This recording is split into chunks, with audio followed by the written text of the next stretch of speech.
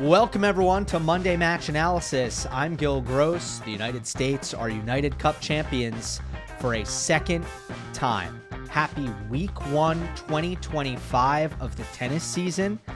And we are back, of course, for a traditional, regularly programmed Monday Match Analysis. Although, Week 1 never feels regular. It always feels chaotic, somewhat overwhelming. It's not as if there's a runway or a build up to the tennis season starting. It's just all at once. It's all happening. The United Cup brings a lot, and we'll talk about the United Cup and the success of that event at the very, very end here. But you've got United Cup, you've got Brisbane, you've got Hong Kong as well. And normally 3 matches is kind of the max that I'll cover on one episode of Monday Match Analysis, unless it's a major and I'm doing my more vague kind of thing and not going as much in depth.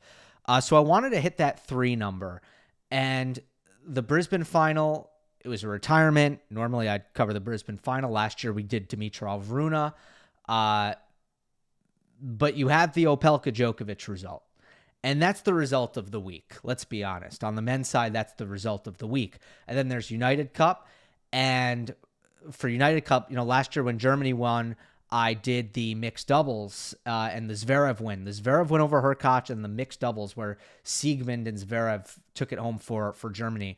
This time I'll do the United States' 2 wins. So we'll get Coco Gauff and we'll get Fritz over Hurkacz. That is the plan. All right, let's start with Brisbane. Oh, let me acknowledge the things I am leaving out as a result. Reilly Lehecka wins Brisbane, his second career title. He gets retirement in the semis and the final, but he had a lot of good wins on the way to the Final Four before he got quite fortunate. He beat Rune in the first round. He beat Nishioka. He beat Nicholas Jari, and then he beat, Dimitrov retired in the semifinals. So that is Lehecka, and then Alexandre Muller winning in Hong Kong, losing the first set every single match he played. He is the first player in ATP history to lose the first set of every single match on a title run, at least a title run that stretched as many matches as his did. I'm a little bit surprised that was a record and nobody had done it before if you consider all of the tournaments, but at the same time, it says a lot about you as a tennis player if you're able to do that. I mean, coming back from matches is a fundamental skill, and not everybody can do it. So for him to do it every single match is something else. And hopefully he does a little bit more, and we can talk more about Alexandre Muller in more depth. He beat Kei Nishikori in the final. So, I mean, this Kei resurgence also continues, which is exciting in its own right. So now that we've gotten that stuff out of the way, let's delve in, shall we? Opelka defeats Djokovic in the second round. I was courtside when Reilly played Musetti at the U.S. Open. I actually called Opelka's match in the first round against Matteo Arnaldi. I've watched quite a bit of him recently. And as somebody who watched plenty of Reilly Opelka leading up to the Novak Djokovic match, I did not see that coming, and I did not see this run coming. I will admit, for me, there is just too much sloppiness in his game. And the numbers flesh that out, all right? He was, and this is not my opinion, these are the stats, this is the data. Opelka ranked dead last among all tour players in returns in play percentage last year. And you did get a limited sample size. He was out for the first 3 quarters of the year, or I don't know, more or less the first 2/3 of the year. He came back, his first tournament back was in Newport, Rhode Island, and it was a lengthy absence, 2 years absence, where Reilly had one of the craziest injury breaks that anyone will ever have. He had this hip surgery to remove what was a growth in his hip, and he speaks glowingly about the surgeon and the surgery itself. And he said, I got more flexible, I got more stronger. He literally says the hip surgery made him a better tennis player because he just came out of that surgery as a better athlete, which is completely unheard of. I've never heard of such a thing. Then, because that's too good to be true, he has a minor wrist issue and has surgery for that, and that surgery is butchered in a bad way. He has to consider retirement. That's how bad that surgery went. And it was not as if he had some catastrophic wrist injury that he was at the time concerned might end his career. No, it was like the surgery went wrong. So this crazy hip thing, this really bad luck wrist thing, and unfortunately it led to a 2-year absence. Anyway, went on a tangent there. Opelka comes back and plays the last third of the year. Ranks dead last in returns in play, dead last in backhand consistency, backhand percent in, third to last in forehand consistency among over 120 qualified players who played at least 10 matches in the main draw or qualifying ATP. All right. So he's like bottom of the barrel, essentially, in making the ball in the court. And obviously he's a mega server. So there's some forgiveness there. You have to be offensive and aggressive, and you're not going to be as consistent, and that is all understood. But you have to be a little bit better than that. You have to be a little bit better than bottom of the barrel, especially if you look at the backhand thing. It wasn't even close. He had by far the least consistent backhand out of anybody. He had to raise that. Like, he had to be better. And I was just stunned with the Djokovic match and moving forward in the tournament. I couldn't believe how clean he was hitting the ball. He just got way more consistent.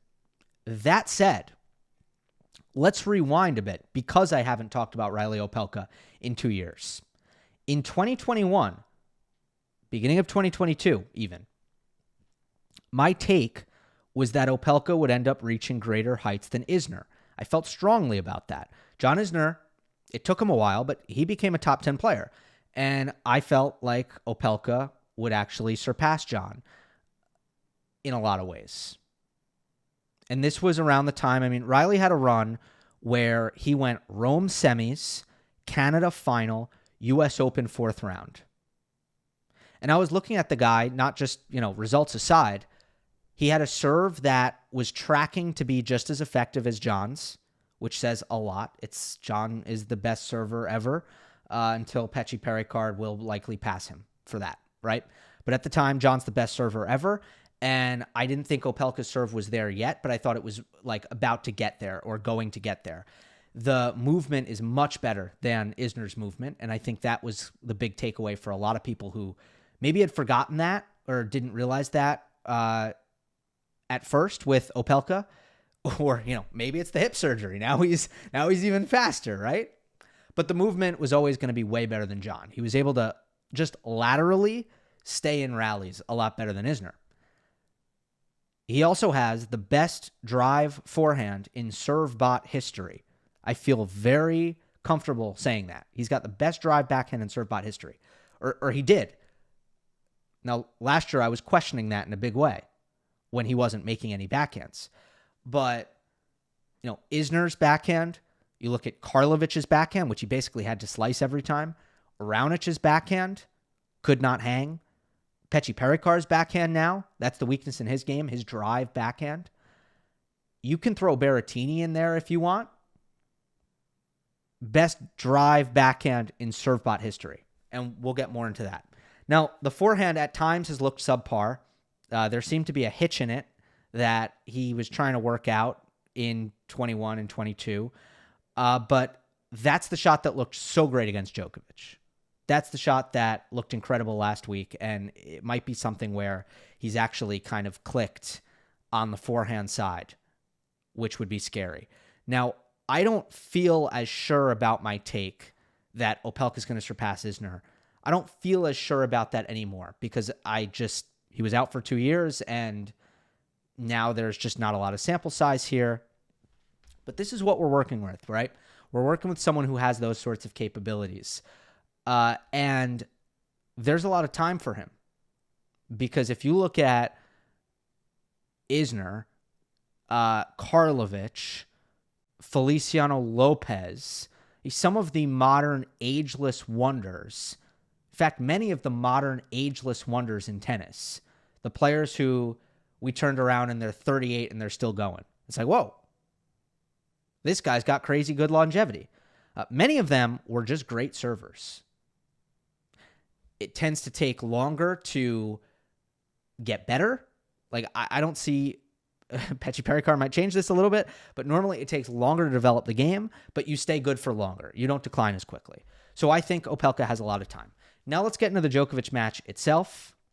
He wins it 7-6, 6-3. And by the way, it was a quarterfinal. I'm sorry, I said second round earlier in the show, but it would be third round. So correction on that. I think the double-edged sword for Opelka is massive. And none of these big servers had it. Again, Berrettini didn't have it. Raonic didn't have it. They have big forehands. Their backhand provides relief. So what would happen here? And they're not great movers. And by the way, I won't, for these purposes, I will not consider Reilly a great mover. As much as you might say, oh my God, for 6'11", this is incredible. In the grand scheme of things, Reilly is not going to win by scrambling or stealing points in defense, right? So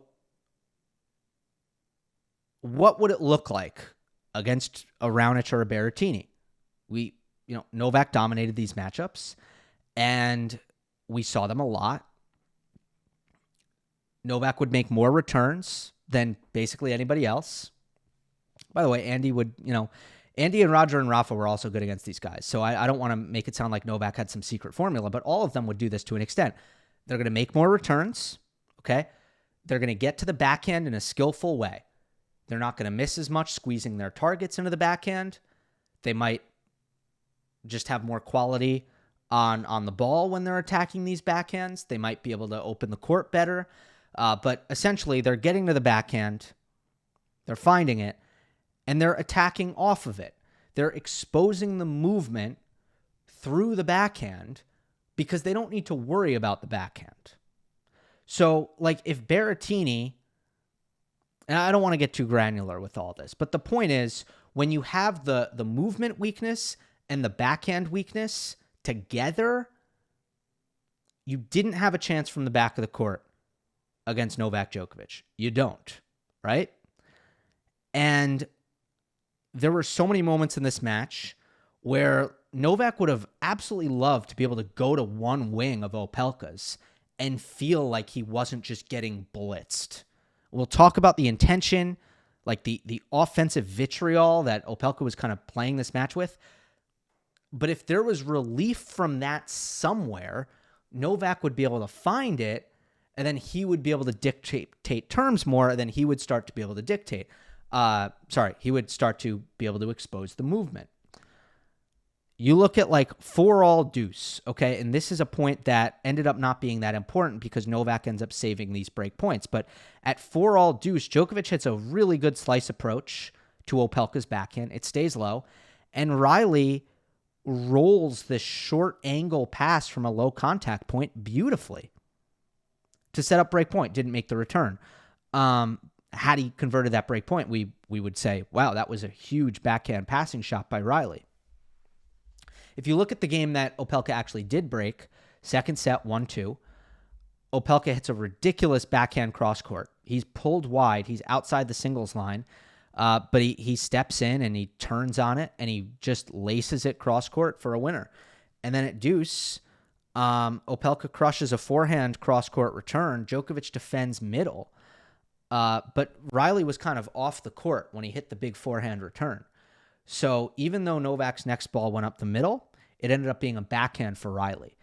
And again, against Raonic and Berrettini, like Novak's in a neutral rally now.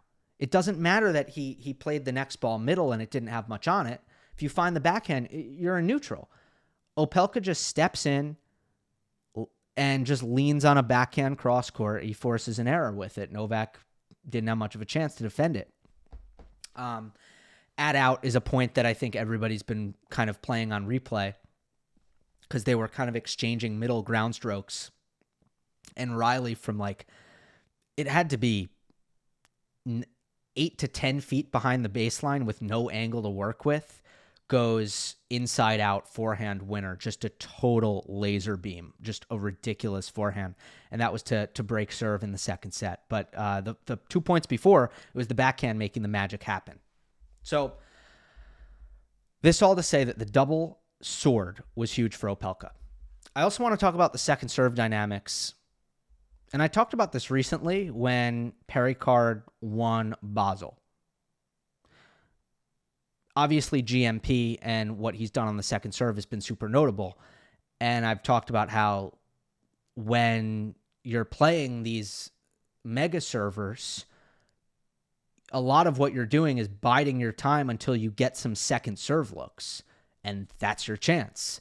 Like how often in a Ivo Karlovic or a John Isner match is it, okay, you broke serve because they missed some first serves? Even though both of them happen to keep their percentage high for the most part really well. But obviously what happens on those second serve looks is massive. And in this match, Djokovic had the worst night of his career. Statistically.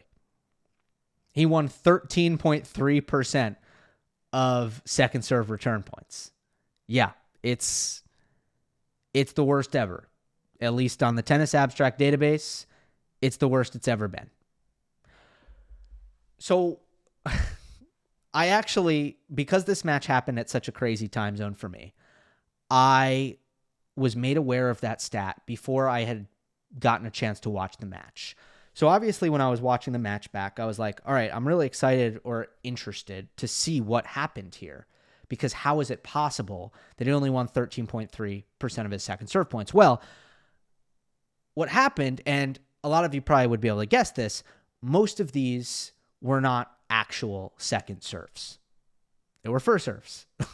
I mean, they looked like first serves.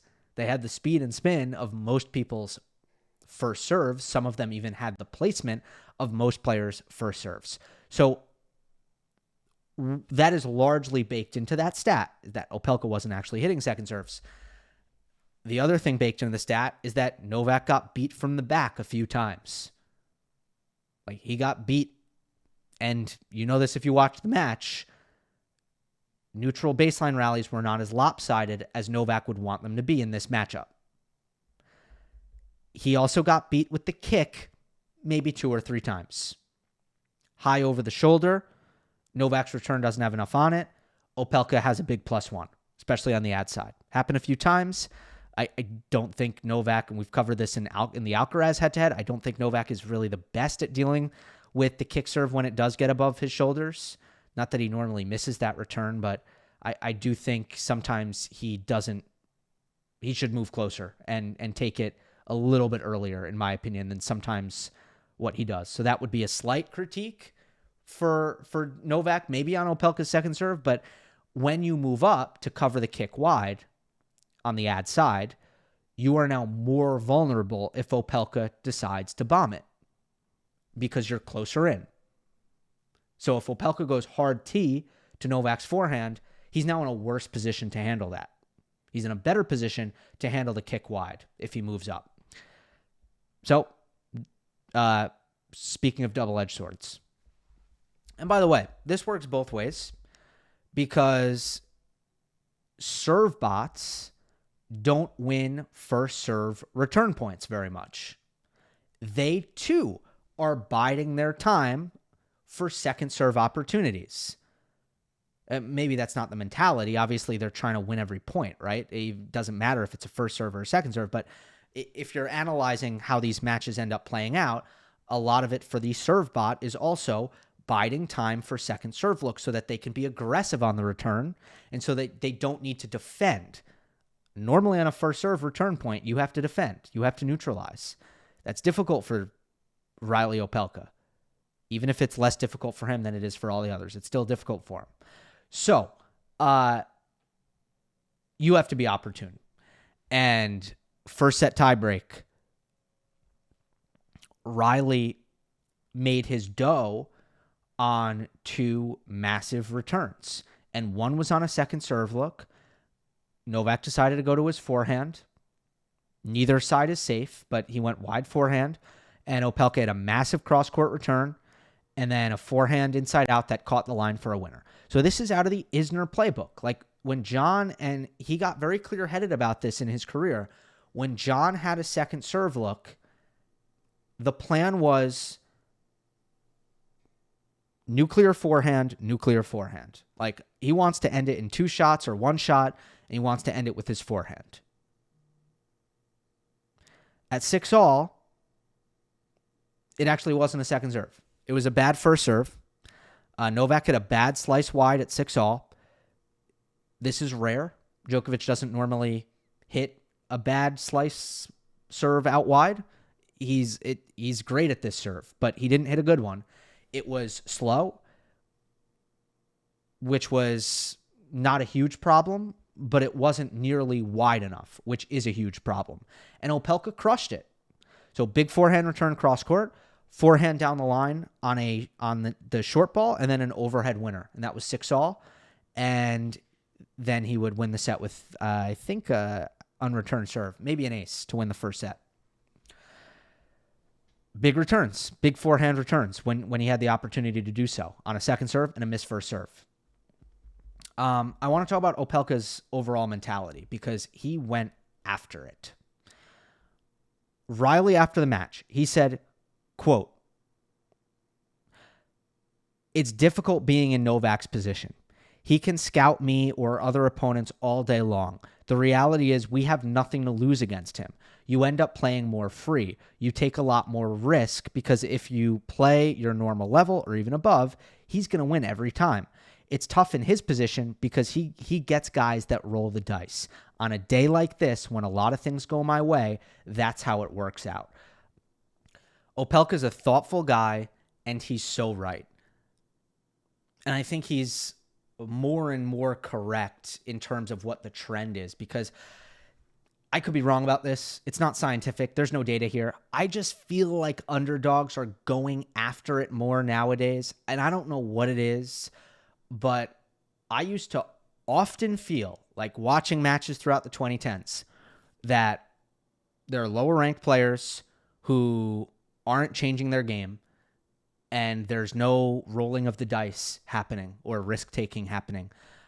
And I just think much more often, and maybe it's because of the stylistic trends, and there's just more power in the game now, and more kind of take racket out of your hand weaponry, that the underdogs actually have that, and they're able to deploy it in these sorts of situations. But I'm just seeing it more from underdogs recently. And Opelka certainly had incredible intent in this match. What surprised me is how consistently clean he was able to hit the ball and how many big returns he landed. And I guess all of this is to say, I think Reilly Opelka was stupendous in this match. Which might be like, well, no duh, he won the match, he beat Djokovic. But I like to think that on this show, I'm not always talking this way. And sometimes I'm looking at the loser of a match, and normally I sometimes take more criticism from people this way because fans want to tune in and hear me basically heap praise upon whoever their favorite player is who just won. Sometimes it's like, yeah, I thought the player who lost had a lot to do with the results here. And I'm not afraid to go there. And I'm not really going there for this match because I thought Opelka was that good. He was that unplayable. And I think Djokovic was okay. Nothing in Novak's game stuck out to me as particularly problematic. He just needed something to be more spectacular because Reilly was.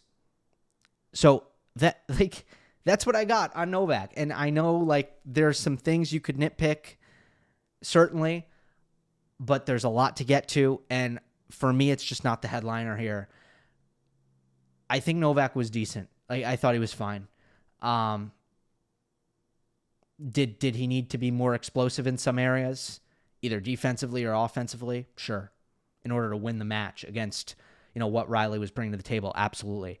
But Djokovic has had some head-scratching losses in the last 13 months where he hasn't looked like himself or not even close. And I don't put this one in that category. All right.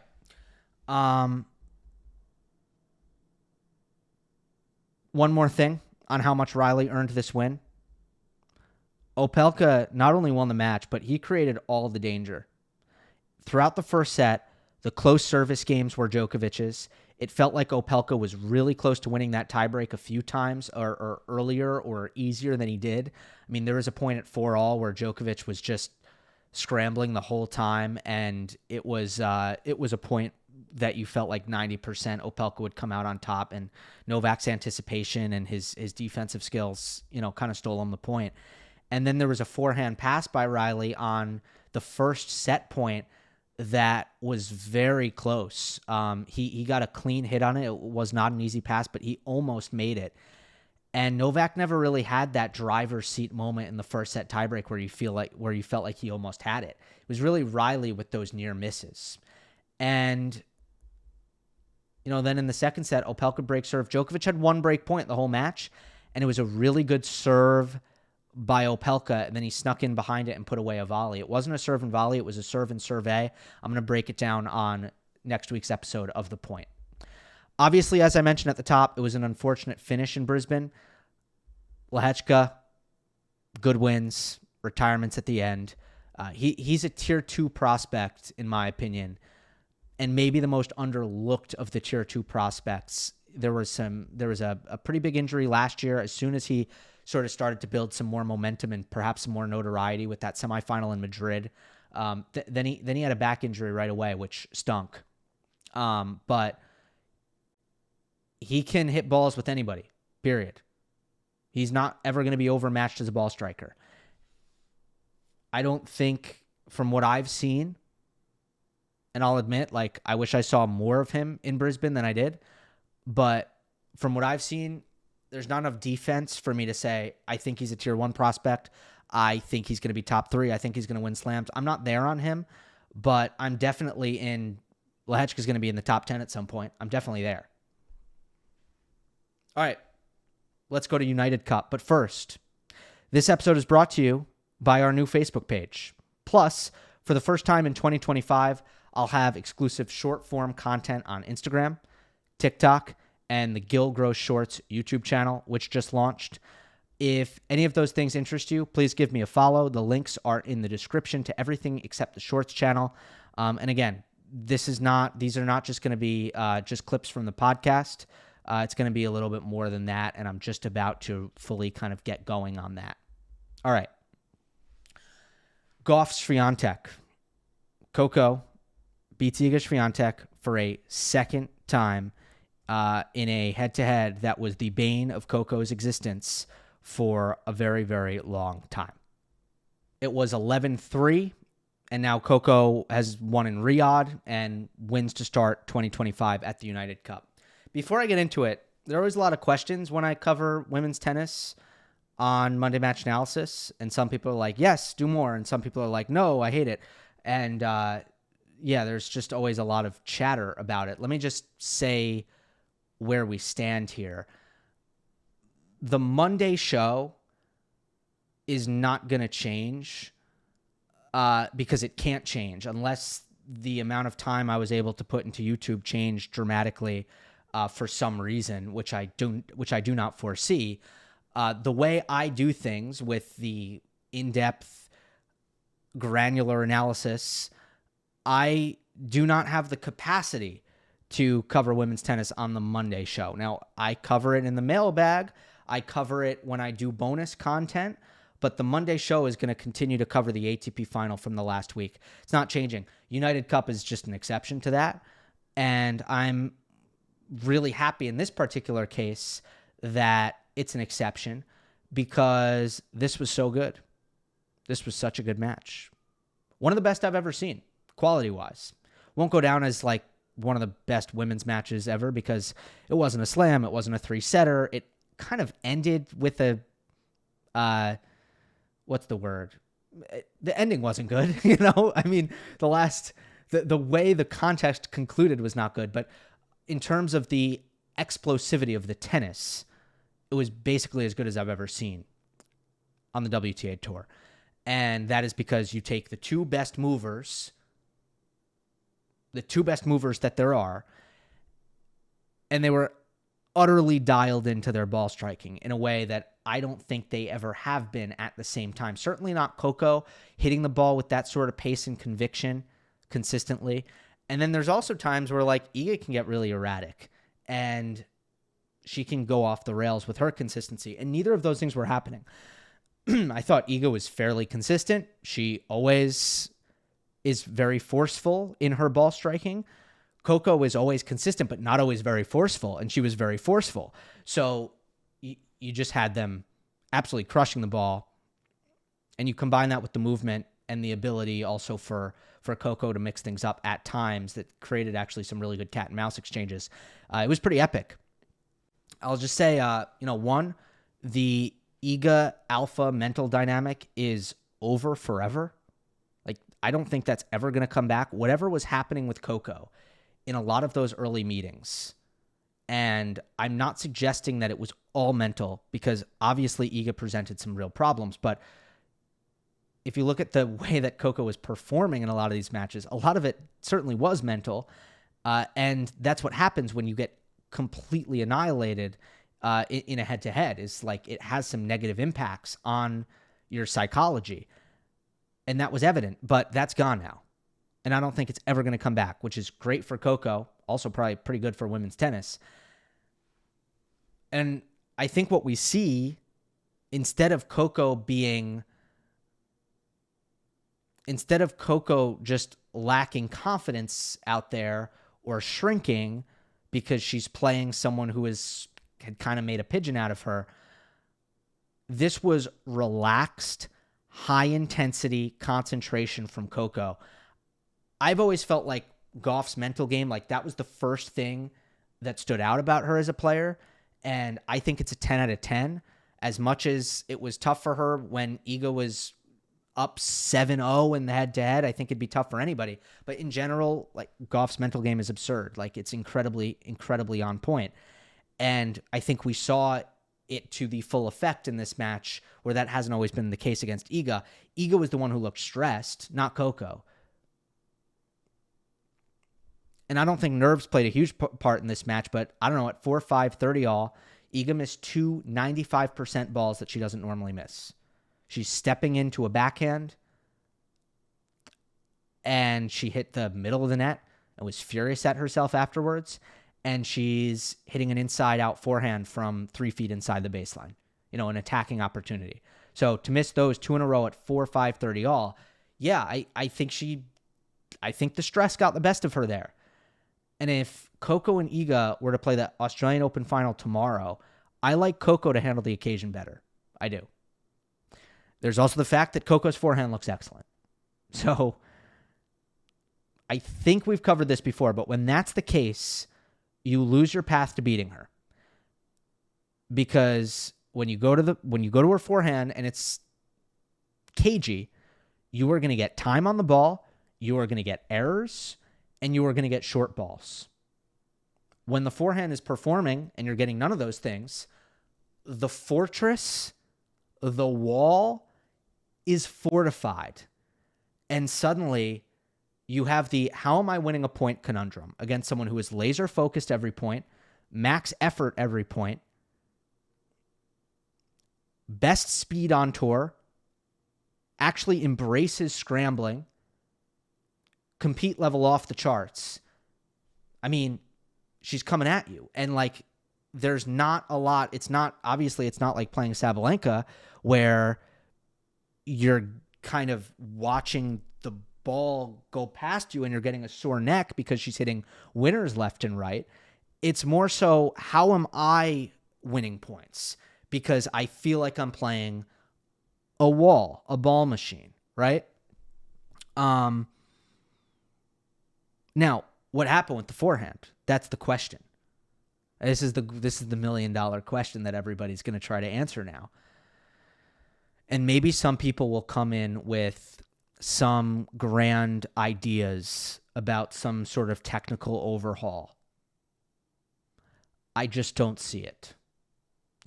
Again, maybe people will put two clips together and find some sort of difference. It's possible. Could it be, and maybe they'll be right, or maybe it'll be a case of they were able to nitpick, or they were able to grab two clips where this thing was different, but in reality, over the course of an entire match where there are 170 forehands, not that difference is not necessarily fleshing itself out on a consistent basis. Who knows? A lot of stuff happens in the kind of technical, the technique analysis world, which is a world I respect. I'm not like blanket throwing any kind of shade. I'm just saying sometimes you can look for something and find it, but is it really there every time? And if it's not there every time, it's not real. Anyway, I stared at it as much as I could. And granted, maybe I don't have the best look at it from the same angle in the same situations. Like I am going pretty ratchet style and watching YouTube highlights. But from doing that and looking at it side by side, I don't see a different setup. I don't see a different grip. I don't see different finishes. I don't really see different footwork patterns. Although I do think it looked a little more balanced and, probably a little bit less like, taking on the ball with a little bit of forward weight transfer more than she used to. But, everybody tries to accomplish that. The point is, I don't see a big technical overhaul. And small details can make a big difference. So maybe it's small details that I'm just missing. But also, sometimes it's not about that. And I know she moved her grip over on the serve, towards the backhand grip. Easier access to spin on the serve. Okay, we've established that. That happened. But on the forehand, I don't see it. And it's possible that she was hitting her forehand better because she found a way to fully trust it, to be more clear-headed in what she was trying to do with it. Like when you have doubt, whether it be doubt in your ability to hit the ball well or doubt in what decision you're actually about to make, messes up your forehand even if you have great technique. Relaxed levers are a big deal. Tension in the wrist, tension in the hand, tension in the elbow, tension in the shoulder that comes from uncertainty and doubt, lack of confidence. It matters. And I guess the one thing I'm solid on is this. The only thing that I can say, I wish I had a better answer for you. And again, maybe someone will actually just be better than me on this and tell you why Coco's forehand looks much better right now. And I hope someone does if there's a better answer. Here's the one thing I'm sold on. I did not see her decelerate, ever. I never saw her decelerate. And it didn't matter if she was attacking, trading, defending, close stance, open stance. High contact point where she was flattening it out. Lower contact point where she was hitting it heavier and more loopy. It did not matter what the situation was. She was accelerating. And a lot of the forehand misses used to be decelerations. And, awkward weight transfers and, sometimes stagnant footwork. It doesn't necessarily always have to be technical. So what is that getting rid of the decelerations? That's trust. To me, that's trust in a shot. All right? Now, let's move on to Iga's medical timeout. Okay? End of the match. Iga takes a medical timeout. And it's controversial. I'm not going to get into the handshake. I have nothing to say about that. I really don't care about the handshake. I could give a damn about the handshake. I don't know why people care. But I will talk about the medical timeout. So here's what I was thinking at the time. Stick with me through this entire thing because I might be going somewhere that you don't fully expect. All right? So Iga's movement at 4-all did fall off a cliff. And the first time I saw it, Coco hit a wide serve on the deuce side, and it seemed like Coco couldn't really push off and move out to the wide serve, and then she kind of slapped this very wild forehand return that went nowhere near the court. And the first time, it was like, Whoa, what the heck was that? And then 40-15, Coco hits the same wide serve, and Iga hits the same return. Not even close, totally wild. Can't get her feet in the right position at all. So at that point in time, I was like, oh, something's wrong with Iga. Like, something is wrong. So when she took a medical timeout at 4-5, about to serve to stay in the match, I was not surprised. I was not particularly suspicious of it because I had seen it on the court. I had seen her struggle to move on the court. And then what happens in the next game? She gets broken. She does not play well in that game. She gets broken. She loses the match. So again, I was thinking at that time, look, I understand the timing looked convenient for Iga to an extent because Coco had captured the momentum. Although it would have been even more convenient had Coco been about to serve, right? But I understand the timing looked convenient for Iga. I understand that Iga is not someone who always gets the benefit of the doubt in terms of gamesmanship because, well, look, I didn't see the Katie Boulter match. Apparently something similar happened in the Katie Boulter match. There was arm waving gate. To her credit, I haven't seen that in a while, but she used to kind of be guilty of hindrance sometimes on sitters. She is a strategic bathroom break user. It's within the rules, okay? There's no rule against it. But like it or not, when Iga loses a set, she goes to the bathroom. Like every time. When she wins a set, she doesn't always go to the bathroom. So let's call a spade a spade. Iga goes to the bathroom strategically, all right? So I get that she doesn't get the benefit of the doubt here, but am I really supposed to feel like it's all gamesmanship when I see at 4-all and 4-5 that she can't really even commit to really pushing off her left leg? And I'm supposed to like cry foul here or feel bad for Coco here? No. Plot twist. After the match, as I'm defending her on X, after the match, Iga says, I was just tired. It's all good. There were words before that, words after that, but what really matters is she basically brushed it off. She said, it's all good. She said, I was just tired. Okay. Now what? Well, one, the positive reading for her, like the generous reading, if you're Iga, is she's lying because she's trying to project strength before a major. And that would not be the first time that a tennis player who's injured. I mean, Daniil Medvedev lied to me at the U.S. Open. I asked him how his shoulder is. He said, great. It's not great.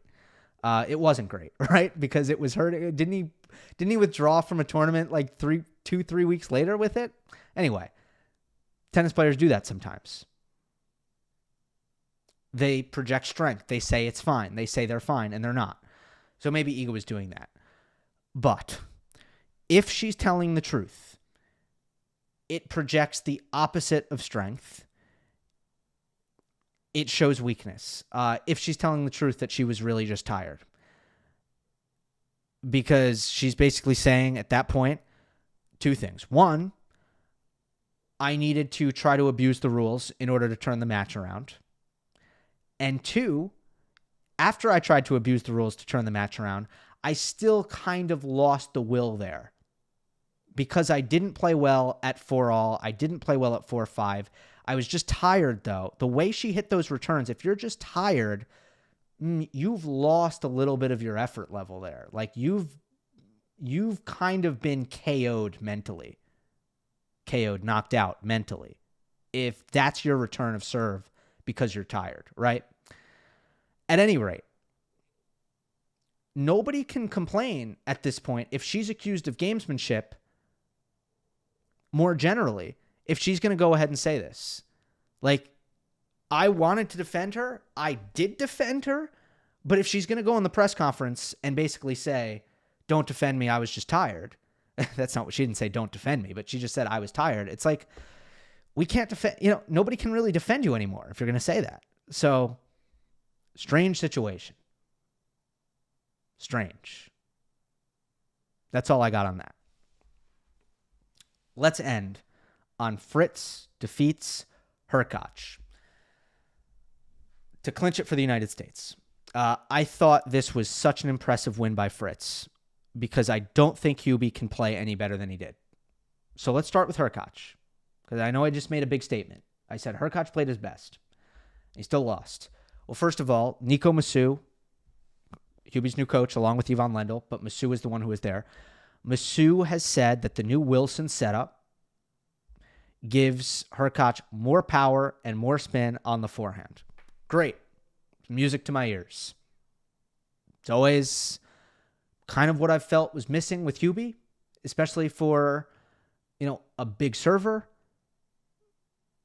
is just a forehand that was going to finish against short balls. A +1 forehand that you were afraid of. That's what he has never had. So that's music to my ears. Masu says, why did we change rackets? Why are we using the Wilson now instead of the Onyx? Because we feel like it gives him more on that shot. Great. Well, the racket maybe helped, but in terms of recognizing short balls, moving up into the court with urgency, and throttling forehands, I have never seen Hubie do it to the level that he did it in the second and the third set of this match. The 5-6 game where Hurkacz broke Fritz to win the second set might have been, in fact, I think it was the best return game I've ever seen Hurkacz play. And granted, Fritz missed a lot of first serves in this game. But you look at how Hurkacz took advantage and the manner in which he did, I've just never seen it from him. So, first point, deep position second serve return, not typical for him. Runs around a backhand, hits a heavy middle forehand that Taylor just can't really get much on. He has to massage the ball because it's at his feet.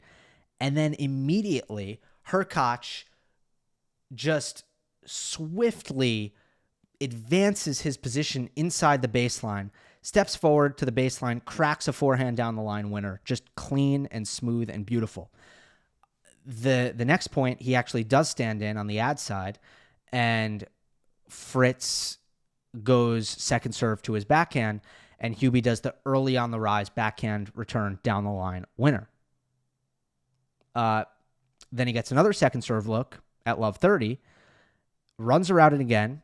He does hit a heavy return, but he just doesn't get the same immediate advantage that he got on the first point of the game. So it's a longer rally, impeccable depth by Hurkacz throughout. Plays some great slice defense, like some really, really admirable slice defense, and Fritz ends up missing a forehand.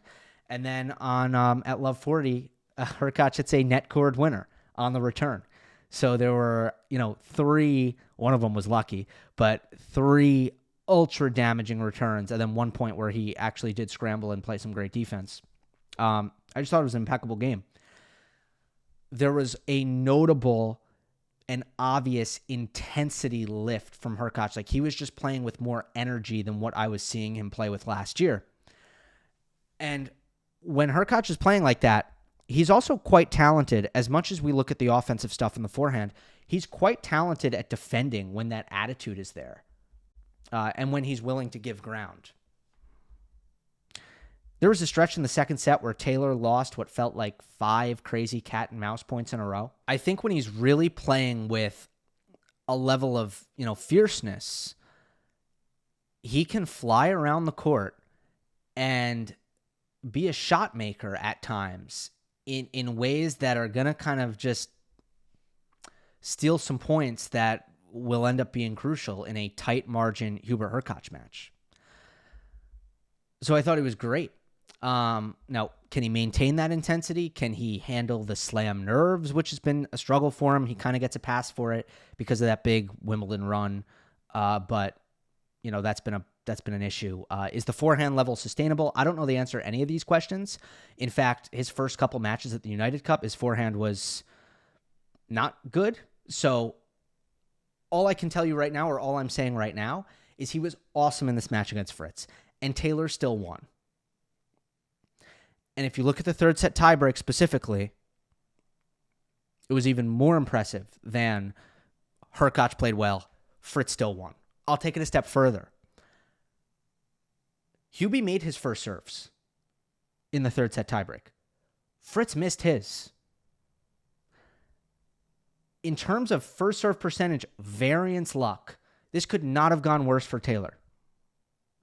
Like, the one thing that can kind of go either way is first serve percentage, and it's a bit of a roll of the dice. And Taylor got the short end of it. Like, this was the nightmare situation where he did not make his firsts. Hurkacz made his firsts.